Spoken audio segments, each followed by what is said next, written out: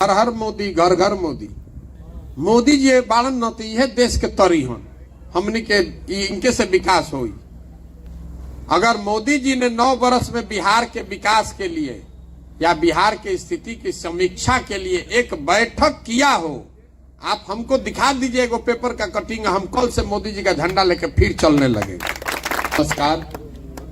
सबसे पहले तो आप यहाँ गांव के इस प्रांगण में जुटे हैं, मुझे मेरी बात कहने का अवसर दे रहे हैं, उसके लिए आपका बहुत बहुत धन्यवाद, आपका हृदय से आभार व्यक्त कर रहे हैं। देखिए, हमारा नाम है प्रशांत किशोर, हम नेता हैं ना, दल बनैले नहीं की, अरवा से वोटो मांगे नहीं की आई। हम तो साधारण परिवार के लड़के हैं, माता पिता का आशीर्वाद रहा है, भगवान की कृपा रही है, कुछ जीवन में हासिल किए हैं। तो एक समय आया जब तय किया कि अगर सरस्वती की कृपा है, कुछ बुद्धि शक्ति भगवान दिए हैं, तो नेताओं को, दलों को तो बहुत चुनाव लड़ाए जीते, अब कुछ ऐसा करें जिससे लोगों का जिंदगी बदले, लोग जीते। इसीलिए वो सब काम हम छोड़ के अब तय किए हैं कि बिहार में ही इस प्रयास को करना है। इसलिए करना है कि आज से 40-50 वर्ष पहले भी बिहार देश के सबसे गरीब और पिछड़ा राज्य रहे, और जितना रउआ हो सकल सब प्रयास सबे कैले बा। एकरा बावजूद मान ली कि जे नेता, जे दल दावा करता कि भैया हम है कहनी हो कहनी, सब मान लिया जाओ कि जिसने जो किया या करने का दावा करता है सबको सही मान लीजिए, बहस के कोनो मुद्दे नहीं के। तो भी जो आज की सच्चाई है कि भाई बिहार देश का सबसे गरीब, सबसे पिछड़ा, सबसे ज्यादा अशिक्षित, सबसे ज्यादा भूखमरी बेरोजगारी वाला राज्य है, एकरा के तो कोई काट ना सके। तो बहुत साफ बा कि पिछला 30, 40, 50 साल में जौन भी प्रयास कइल गइल बा, वो प्रयास बिहार को गरीबी बदहाली से निकालने के लिए काफी नहीं था। तो हम पैदल चले हैं, घूम रहे हैं गांव देहात शहर कस्बा। काहे चलत नहीं पैदल? जब हम वोट मांगत नहीं की, राउर कोनो हम मदद करत नहीं की, नाली गली हम बनवाई ना, लइकन के कोनो मदद करत नहीं की, शिक्षा व्यवस्था हम सुधार नहीं की सकत, अस्पताल हम बनवावत नहीं की, कोई के पैसा देत नहीं की, तो हम पैदल काहे चलत नहीं? पैदल इसलिए चल रहे हैं कि जिस राज्य को, जिस समाज को बेहतर बनाना चाहते हैं, उसको जाकर एकदम धरातल पर, जमीनी स्तर पर लोगों से मिलकर, देखकर, अपनी आंख से समझे कि आखिर तकलीफ क्या है।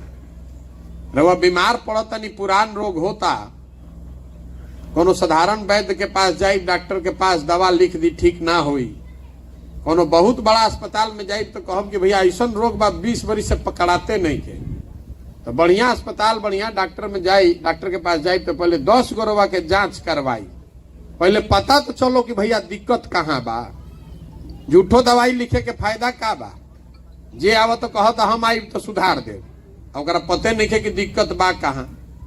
तो पैदल इसलिए चल रहे हैं कि पूरे बिहार को पहले घूम कर नीचे अपनी आंख से देखे कि लोगों की तकलीफ क्या है, क्या ऐसी बात है कि ये राज्य सुधर नहीं रहा है, दूसरा सब राज्य कहां से कहां चला गया, हमनी के और दिन पर दिन रसातल पर चल जाता नहीं जा। ऐसा दबाना कि रउआ प्रयास ना कोई नहीं, तो रउआ बंधुआ मजदूर, बहुत आदमी कहते कि है सब जाति फैल गई बा, है लालू जी के जात वाला उनका के वोट देता। अरे भाई, तो जौन उनकर समर्थक गलती करता हुए वो करता नहीं। कोई धर्म के नाम पर बंधुआ मजदूर बनल बा, कोई जात के नाम पर बंधुआ मजदूर बनल बा। देखिए बिहार में दुर्दशा काहे बा, हमरा के 2 मिनट में बतावत। एजा 5 वर्ष रवा जहां चल जाई, 5 गो आदमी बैठी, 4 गो आदमी बैठी, तो यह बतियाई कि एजा कितना भ्रष्टाचार बा। एजा सड़क नहीं खे, नाली नहीं खे, गली नहीं खे, पढ़े के व्यवस्था नहीं खे, खेत में पानी नहीं खे, फसल के दाम नहीं खे, लइकन के रोजगार नहीं खे, अस्पताल में दवा डॉक्टर नहीं खनी, सब बात रोज बतियावत नहीं रहुआ। रोज मंथन होता है कर, जहां रहुआ चल जाई, घर में, दलान में, चौक चौराहा पर, चाय के दुकान पर, जहां 4 गो आदमी बैठी, ये बतियाई। बिहार में और कुछ बात होके चाहे ना, राजनीति दिन रात बतियावल जाता, लेकिन जहिया वोट होई, इस सब बात भुला जाए। वोट के दिन बिहार के आदमी के 4 गो बात याद बा। पहला बात कि हमार जात का बा, आ के हमारा जात के खड़ा बा, चलो उनके के वोट दियाई। जिन जात से बच गइलन ओकरा के हिंदू मुसलमान भारत पाकिस्तान पुलवामा कह के वोट दिया लिया था। तो काल तक रउआ संकल्प ले रही, ये भाई है गांव के बहुत दुर्दशा बा रोड के, एमपी ने कोई मदद नहीं किया है। रउआ संकल्प ले बानी कि अब की हाली ना दे वोट, मोदी जी कहले रहन काम ना भई, लेकिन चुनाव के पहले 2 दिन हवा चली, अरे भाई हिंदू के सब हिंदू एक हो जा, मुसलमान ना जीते के चाहिए। आदमी कहता 19 के याद बा ना, ऊपर देखा ऊपर मोदी जी के देखो, जब पाकिस्तान हो गए पुलवामा हो गए देश पर खतरा आइल बा, तू है नाली गली में अजुराइल बड़ा, जल्दी चला वोट दो। तो जाकर वह दे देनी भाजपा के वोट। जे दोनों से बच जाता तो कहता कि ए भैया कतनो अब हमनी के जियल जाओ चाहे मरल जाओ। अब लालू के जौन राज रहे ना अपराध वाला, वो जंगल राज ना चाही। जाए दी विधायक खराब बा, रोड नहीं खे, पढ़ाई नहीं खे, लेकिन कम से कम कोई घर में घुस के मारत नहीं खे न, अपहरण नहीं खे न करत भाई।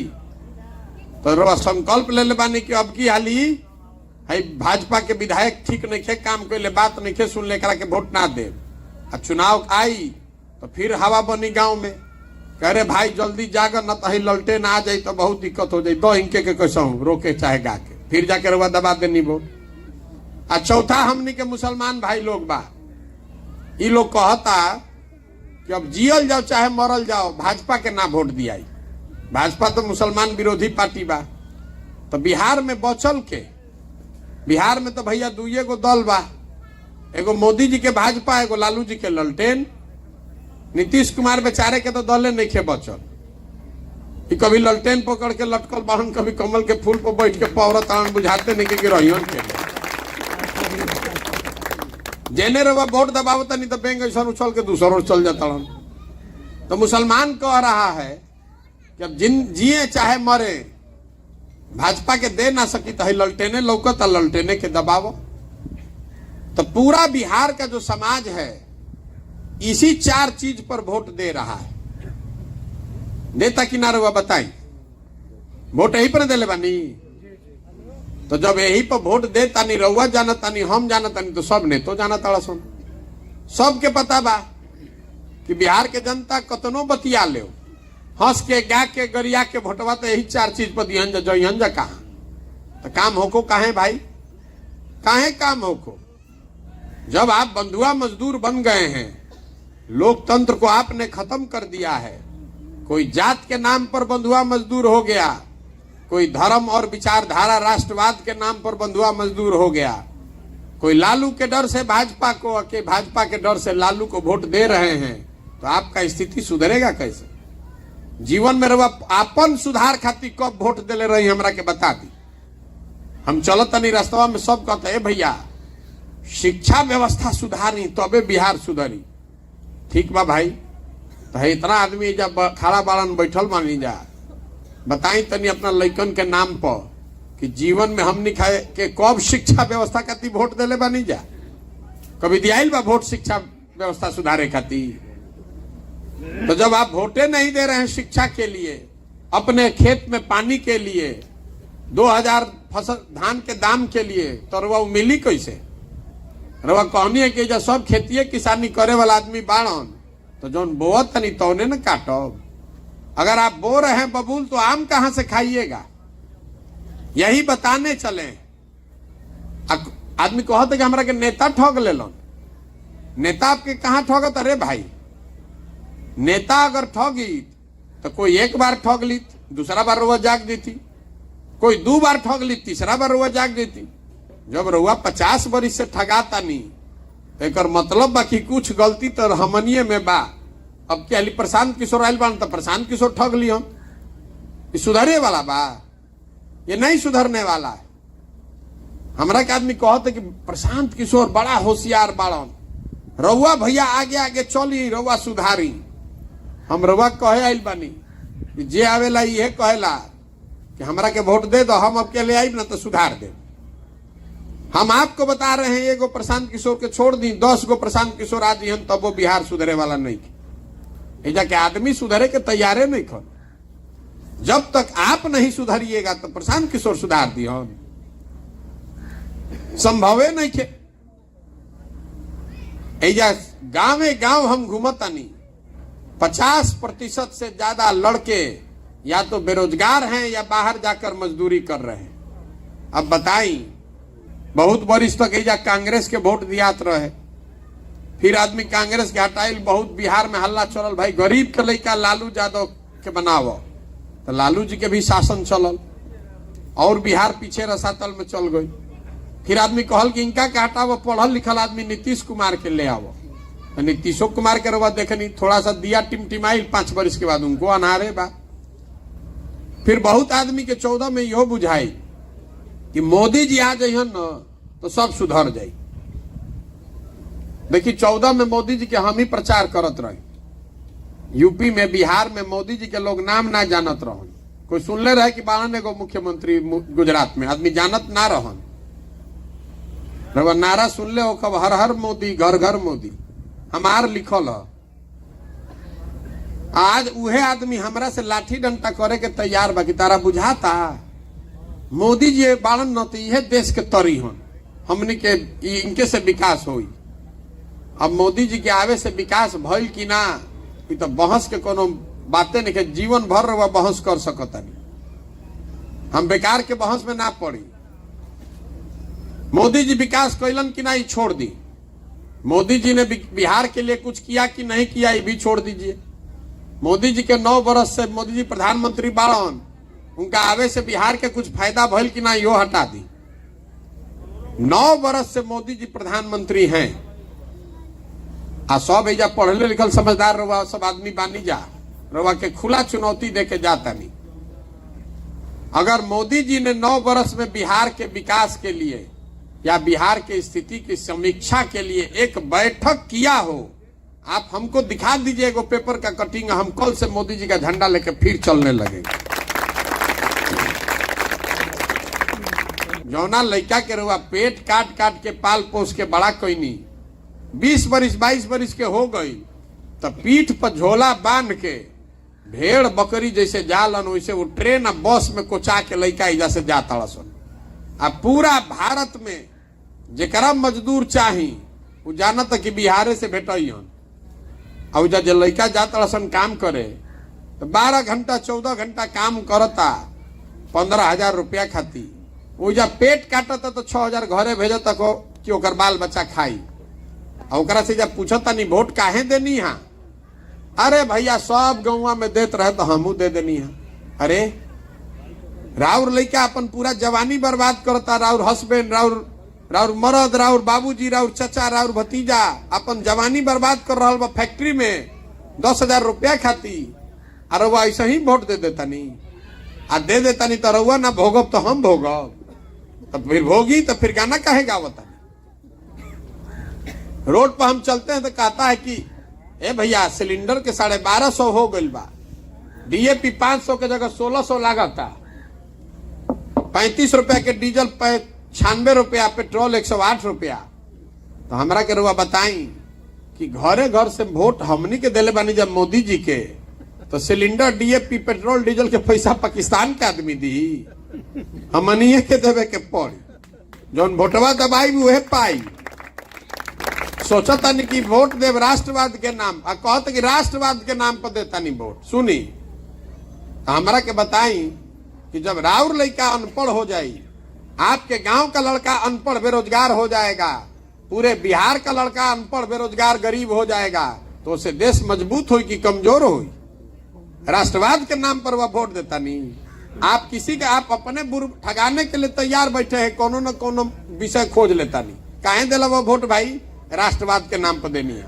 काहे देला हुआ, अरे लालू के डर से देनी है। रउआ सब बात पर वोट देता नहीं, खाली एगो चीज छोड़ के राउर आपन समस्या और लइकन के भविष्य रउआ नहीं के लौक। यही से गावे गावे घूमता नहीं, हाथ जोड़ता नहीं सबके, वोट नहीं की मांगो कि अरे भाई अगर आप अपना और अपने बच्चों का ख्याल नहीं कीजिएगा तो कोई नेता, कोई जाति, कोई विचारधारा आपकी चिंता नहीं करेगा। लिख कर रखिए। रउआ नेता के देख लो कब दूर से कि हमारा हाथ से लोग सलाह लेके आगे बढ़ने वाला आदमी बाड़न जा, साथे हमारे रहने वाले लोग हैं। हम बहुत अनुभव से आपको कह रहे हैं, कोई आपके बच्चे का चिंता नहीं करेगा। काहे करेगा भाई? जिस समाज में लोग अपने बच्चों की चिंता नहीं कर रहे हैं, नेता काहे चिंता करेगा? हम चलो तनी पैदल देखिए, लड़का ही किताब लेके बढ़ा समझ जा। कौनो ऐसा स्कूल नहीं के जहां पढ़ाई हो तो के पढ़ाई हो तो कहीं सरकारी स्कूल में कहीं नहीं के हो, खिचड़ी बनता। तो सुनी बात, एकदम ठीक बात कहता नहीं। तर अगर राउर लड़का खिचड़ी खाता, पढ़ते नहीं खे, तो कलेक्टर ना बनी, वो मजदूर ना बनी तो कलेक्टर बनी, मजदूरे न बनी भाई। राउर लड़का जब पढ़ते नहीं खे तो मजदूरे न बनी। तो हमरा के बताई, सब के तो शिक्षा के बड़ा चिंता बा। वोट के बाद छोड़ दी, पूरा बिहार में कहीं एगो हमरा के खबर दिखा दी कि आज गांव भर के आदमी जब बैठल रहन स्कूल पर धरना पर कि जब तक पढ़ाई के व्यवस्था ना शुरू हुई तब तक हमनी के ना उठल जाई। आई जब चॉकलेट बांटे खातिर कोई आ जाओ तो 5000 आदमी टूट पड़ियन एक दूसरा पर। रैली होता टोपी गंजी लेके जैसे जाता नहीं बस में लदा के, लेकिन राउर लड़का पढ़त नहीं के तो स्कूल में नहीं जात देखे मास्टर से बतियावे कि भैया काहे नहीं के पढ़त, तो कैसे सुधरी बताई? यही बताने के लिए चले। ये समाज की चेतना अगर नहीं जगेगी तो कोई बिहार को नहीं सुधार सकता है। जगिए, अपने लिए नहीं तो अपने बच्चों के लिए जगिए, नहीं तो जिस गरीबी, जिस बदहाली, जिस बेकारी में आपका जिंदगी बीता है, आने वाले पीढ़ी का भी जिंदगी इसी बदहाली में बीतेगा। मान ली कि कोई आपन राउर ताकत बता, राउर लड़का प्राइवेट में पढ़ ली, बिहार से बाहर चल जाई, लेकिन बिहार में वो नहीं सुधर सकता है। आपका जड़ यहाँ खत्म हो जाएगा। बहुत आदमी के यही बुझाता कि हमारा लड़का तो हम पढ़ावत नहीं प्राइवेट में, अरे तो पढ़ लिख जाई तो बिहार से चल जाई, फिर आपका नाम लेने वाला भी यहाँ कोई नहीं बचेगा।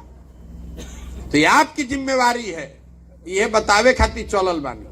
तो आदमी कहता कि ए भैया ये तो बुझाता हमने भी जो विकल्प ना रहे, रउआ दल बनाई, रउआ पीछे चलल जाई। तो हम आपको बता रहे हैं, हमको आपका साथ नहीं चाहिए। अरे जो समाज अपने बच्चों के लिए नहीं, के बच्चों के साथ नहीं चल रहा है, वो हमारे साथ चलेगा? हम इतना बुर्बक लौकता नहीं रउआ, रउआ के इतना बुर्बक हम लौकता नहीं। रास्ता में चलत नहीं तो सबे बेटा तो ये कहता, हे भैया रुआ संगे तन मन धन से बानी। तो हम हे भाई ना चाहिए, हम अपन चाय खिचड़ी पानी टेंट तंबू लेके चलता नहीं। तू अपना लड़का खातिर पहले खड़ा होकर, पहले अपने बच्चे के लिए खड़ा होइए, तब किसी नेता, किसी प्रशांत किशोर, किसी प्लेटफॉर्म पर आइएगा।